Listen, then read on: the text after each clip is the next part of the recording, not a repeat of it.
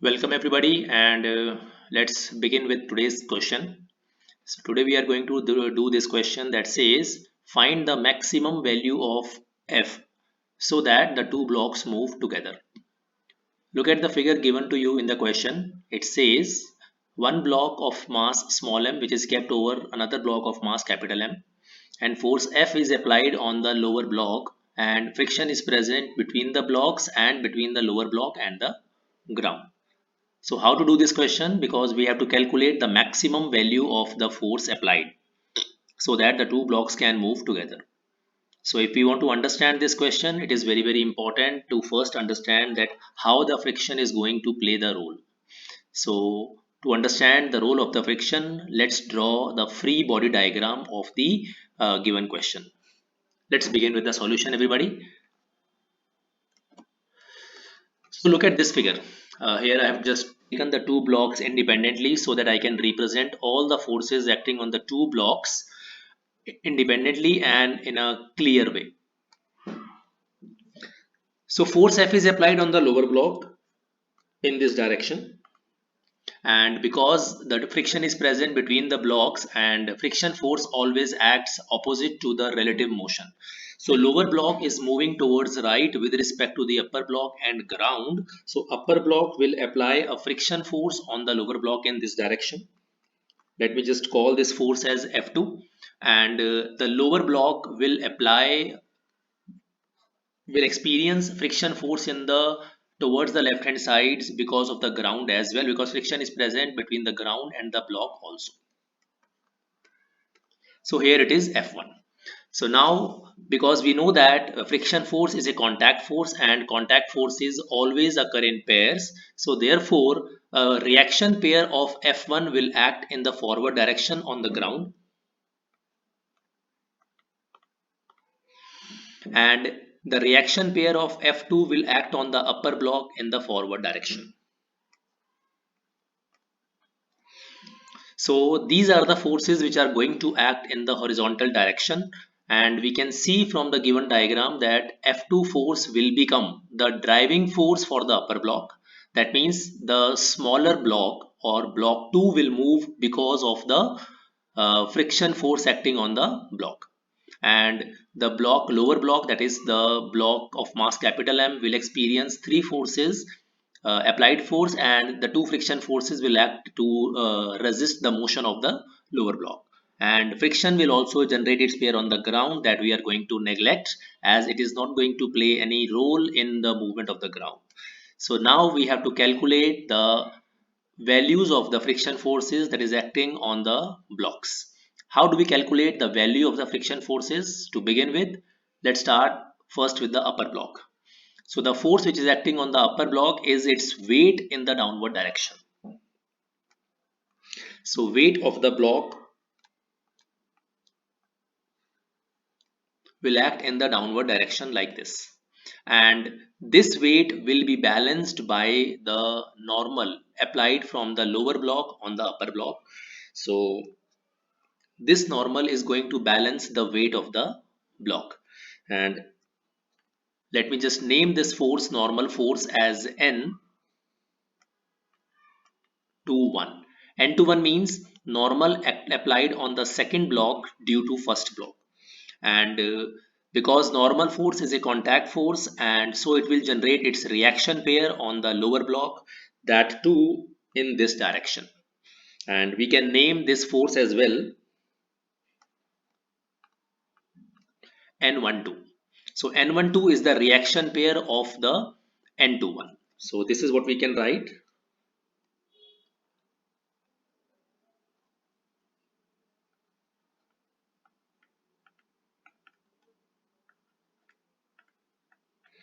The two forces all are equal in magnitude but will always be in opposite in direction. So if you are going to write it in the vector form, this is how you can write it.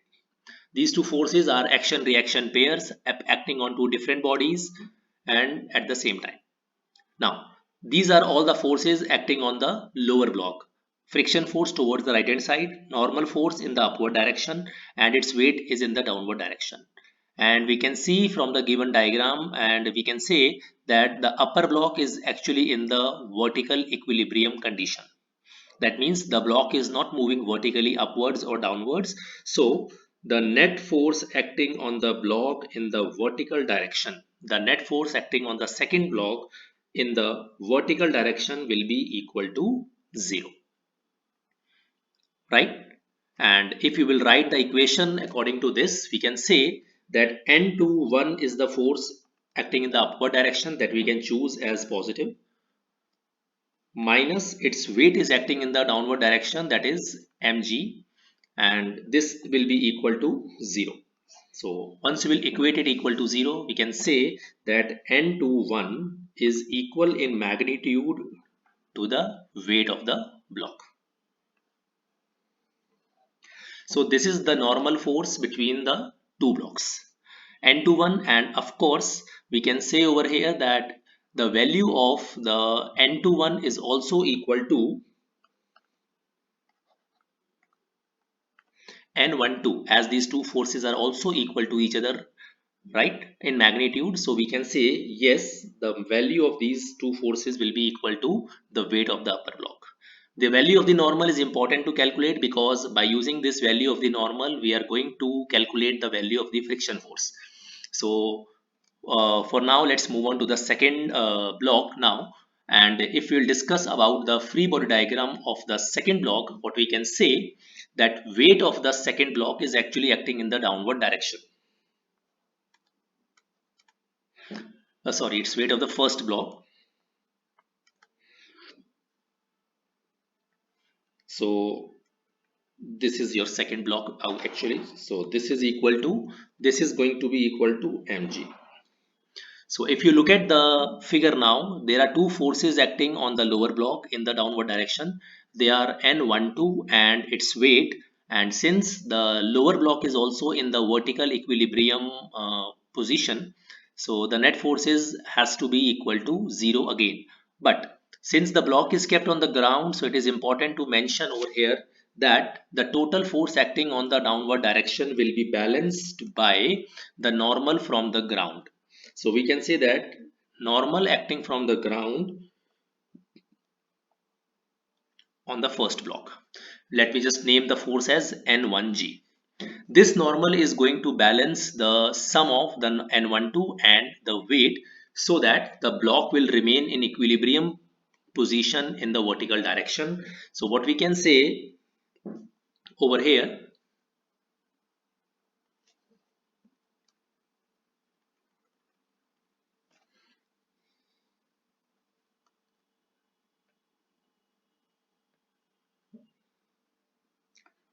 that sum of all the forces acting on the first block in the vertical direction has to be equal to 0. So let's write the values of the forces acting on the block. If you will write N1G is acting in the upward direction, so we can take it as positive, minus N12 minus its own weight, that is W1, and the three forces should be sum out to equal to 0, because they are actually forming the equilibrium condition in the vertical direction. So yes, we can write that the value of the normal in from the ground is actually equal to N12. The value of N12 is mg, and the value of W1 is capital Mg. As we know that the normal force is also a contact force, so contact forces always occur in pairs. So yes, we can write this thing that this normal is going to create its reaction pair on the ground in this direction, and that we can name as normal on the ground because of the first block. And yes, its value is going to be equal to,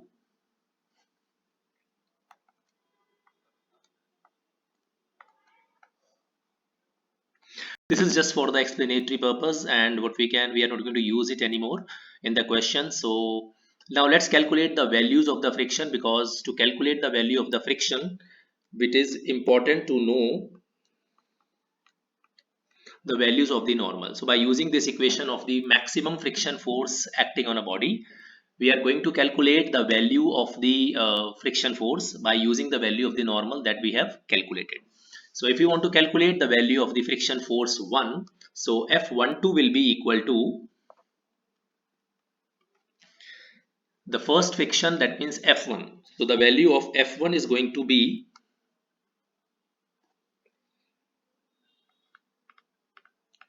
equal to the limiting friction into normal acting on the first block. The value of the normal acting on the first block is we have already calculated, and that value is N1G, and its value is this one.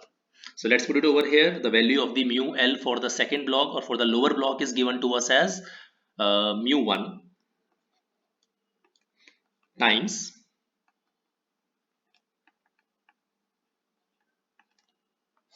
mg plus capital Mg. This is the value of the friction force acting on the lower block from the ground. If we want to calculate the value of the friction force acting from the upper block on the ground on the lower block, is that is going to be again the limiting friction value multiplied by the normal on the second block. Let's calculate it using this one. So the value of F2 will be equal to mu2 times, look at the value of the normal that we have calculated, and the value of the normal was this one, mg. It is small mg. So using writing the value of the small mg over here, we are going to get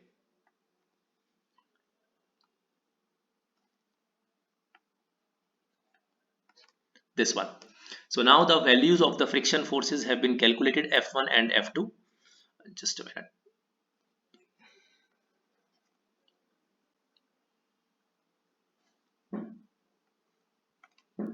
So because we have calculated the values of the friction forces F1 and F2, now we can use to calculate the value of the maximum force required. How we can calculate that one? Now look at this figure. So what is the condition so that the two blocks are moving together? So the two blocks are out to move together only when there is no relative motion. Because, so one thing over here which is very conceptual and important to understand is, you can increase the value of the applied force to as much as you can. So this will increase the value of the acceleration of the lower block to infinite amount. But the acceleration of the upper block cannot be extended beyond a certain value. Why? Because the driving force for the upper block is the friction force. Upper block is moving only because of the friction force F2. So the value of F2 is going to have a limiting value which is equal to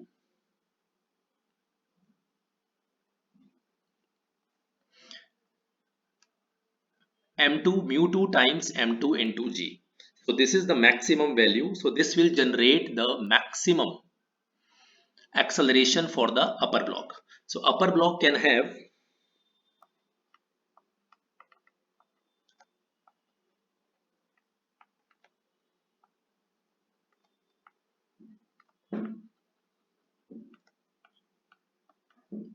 maximum acceleration m can have is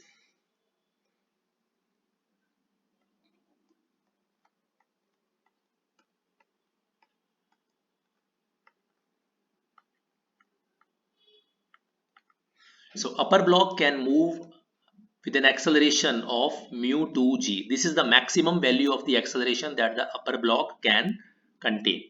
Now, if we want the two blocks to move together, the lower block should also move with this much of acceleration. Otherwise, a relative motion will start between the two blocks. So how to achieve that?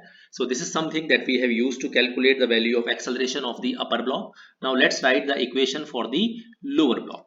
So if we are going to write the equation for the lower block, we can say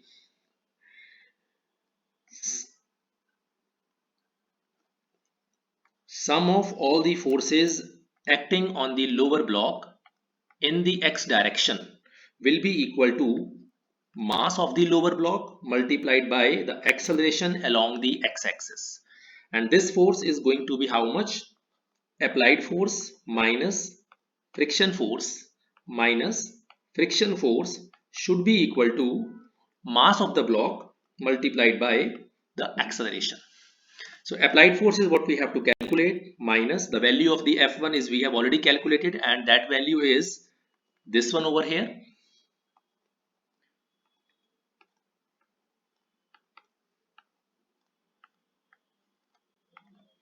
minus the value of F2 is,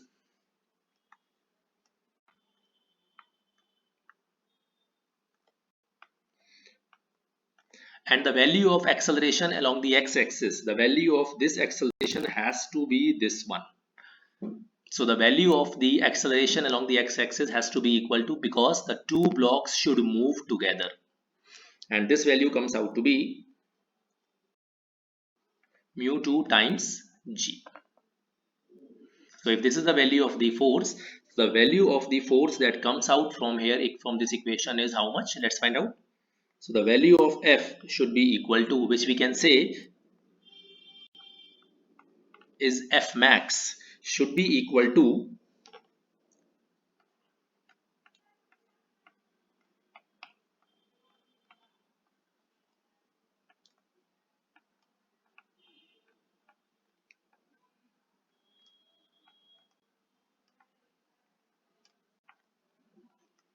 this one. So from this given equation, what we can say,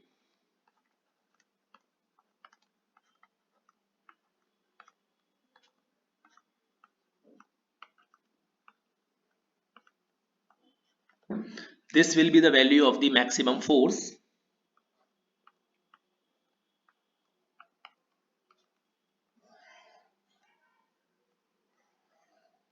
that should be applied on the lower block, so that the two blocks will move together. So this is how we are going to calculate this one, and with this we are done with this, and I hope that every concept is clear. So if you guys have some more questions, we can share it later on, and that's all for today, guys. You can just, and I'll ask you to please like, share and subscribe as much as you can. Thank you very much, and we'll meet in the next class with another question or with another topic to study. Thank you, everybody.